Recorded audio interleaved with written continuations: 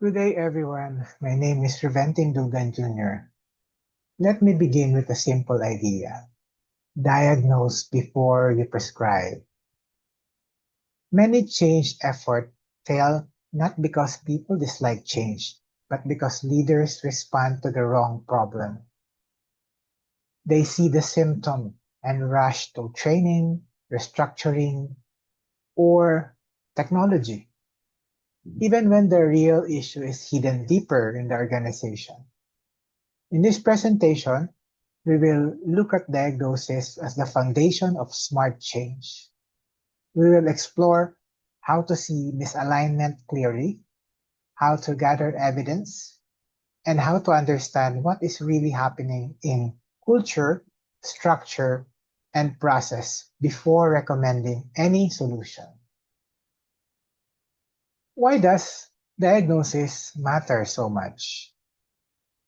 Because symptoms are loud, but causes are usually quiet. Delays, resistance, conflict, burnout, or low morale are easy to notice.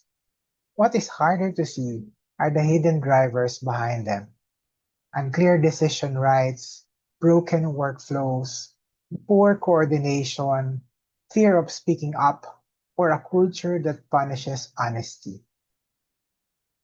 Diagnosis builds shared reality before action. It helps leaders slow down enough to avoid wasting effort on the wrong intervention. In other words, diagnosis is not a delay in change. It is disciplined preparation for better change. By the end of this session, you should be able to do three things. First, conduct a comprehensive organizational diagnosis instead of relying only on assumption or isolated complaints. Second, analyze culture, structure, and processes as three powerful lenses for understanding organizational performance. And third, translate what you find into clear priorities for change. The goal is not only to understand diagnosis in theory. The goal is to think like a change leader who can look at an organization, identify patterns, and move from scattered evidence to actionable insight. Organizational diagnosis is the systematic study of how an organization actually functions. It looks at whether strategy, people, culture, structure, and workflow are aligned or misaligned. Most importantly, diagnosis is not about blame. It is about insight. A weak diagnosis focuses on who made the mistake. A strong diagnosis asks what in the system keeps producing the same result. So when we diagnose an organization, we are trying to understand not only what is happening, but why it keeps happening. That is what makes diagnosis useful for meaningful and lasting change. A strong diagnosis usually follows a disciplined journey. First, frame the issue clearly. What exactly are you trying to understand? Second, gather data from multiple sources. Third, analyze that data through useful lenses such as culture, structure, and process. Fourth, look beyond surface problem and identify root causes. Fifth, prioritize the most important issues rather than trying to fix everything at once. And finally, use the findings to shape the change agenda. This journey matters because every step improves the quality of the next decision. Good diagnosis turns ambiguity into focus. A comprehensive diagnosis depends on evidence, and that means triangulation. Documents show the format organization, policies, org charts, reports, and procedures. Interviews reveal meaning, emotion, and lived experience. Surveys show patterns at scale across teams or levels. Observation shows what people actually do, especially in meetings, handoffs, and problem-solving moments. Metrics show consequences in measurable form, such as delays, defects, turnover, or complaints. No single source is enough on its own, but when several sources point to the same issue, the diagnosis becomes much more credible. Culture is often the hardest part of diagnosis because so much of it is hidden. At the surface level, we see artifacts such as language, rituals, meeting behavior, symbols, and visible habits. At the next level, we hear espoused values or what the organization says matters, collaboration, innovation, integrity, or customer focus. But the deepest level is basic assumptions or the beliefs that truly drive behavior. For example, an organization may say it values openness, but if employees believe speaking honestly is risky, silence will dominate. To diagnose culture well, we have to look below the surface. Structure is more than the boxes on the organizational chart. It is the architecture of power, accountability, and coordination. A structural diagnosis asks who makes decisions, who approves them, and where authority sits, and where handoffs create delay. It also asks whether the structure supports strategy. For example, if the organization wants speed and innovation, but requires too many approvals, the structure is working against the goal. Even talented people struggle in a badly designed structure.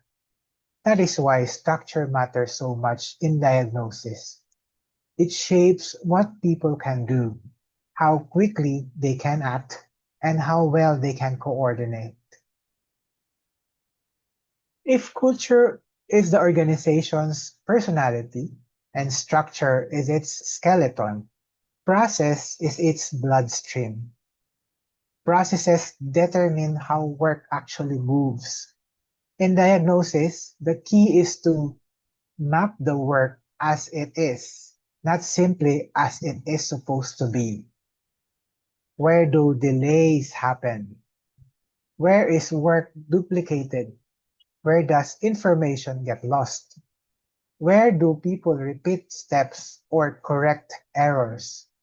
And where does the customer or stakeholder experience pain? Many problems that look like people issues are really process issues. When we diagnose processes carefully, we uncover the friction that drains energy and weakens performance. Change happens in social system, so diagnosis must include stakeholders. We need to identify sponsors, champions, neutrals, and blockers. But labels alone are not enough.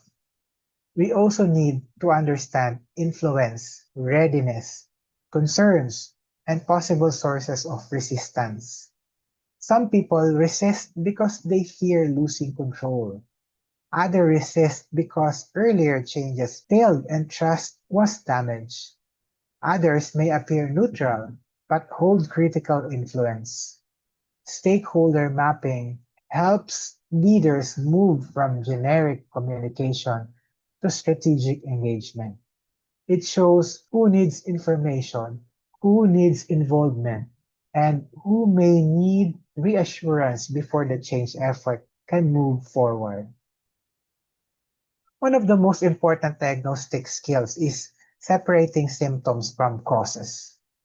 A symptom is what we see first: missed deadlines, low morale, turnover, conflict, or poor service quality.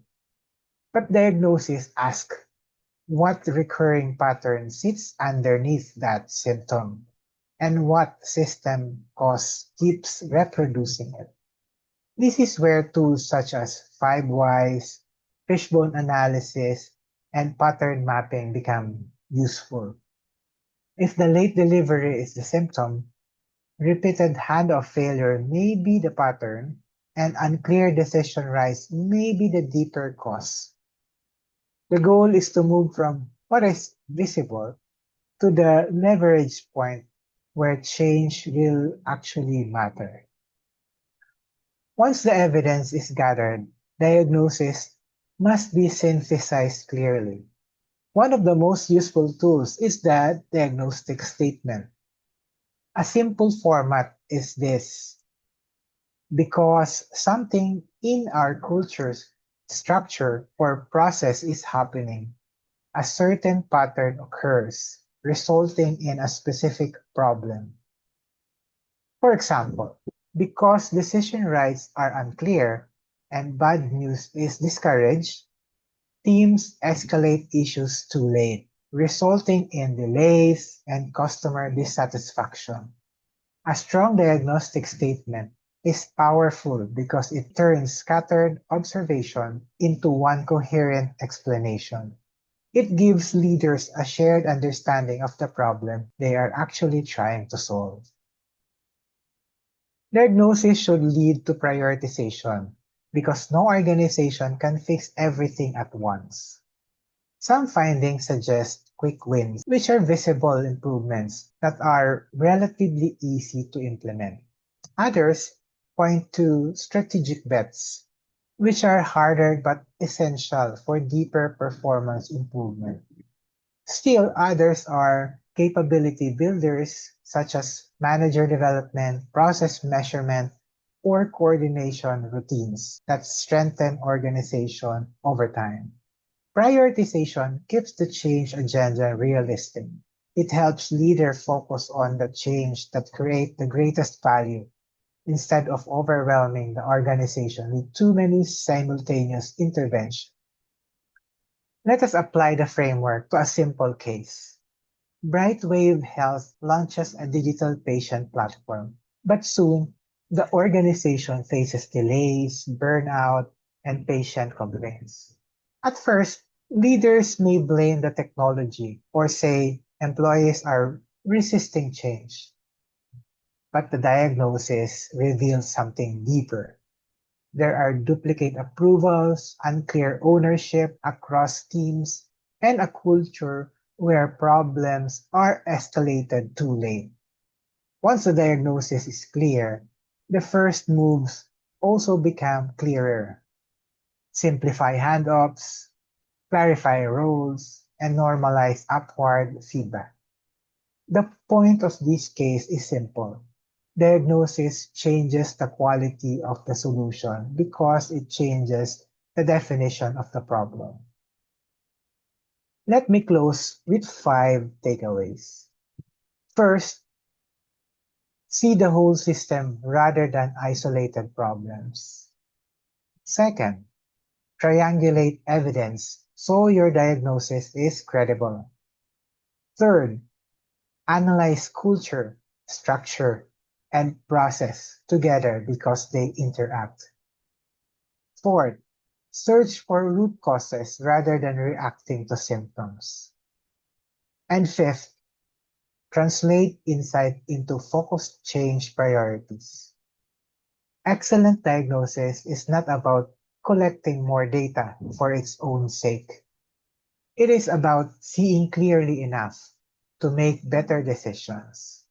When leaders diagnose deeply, they do not just fix what is visible, they address the system that creates the result. That is where effective organizational change begins. Thank you for listening.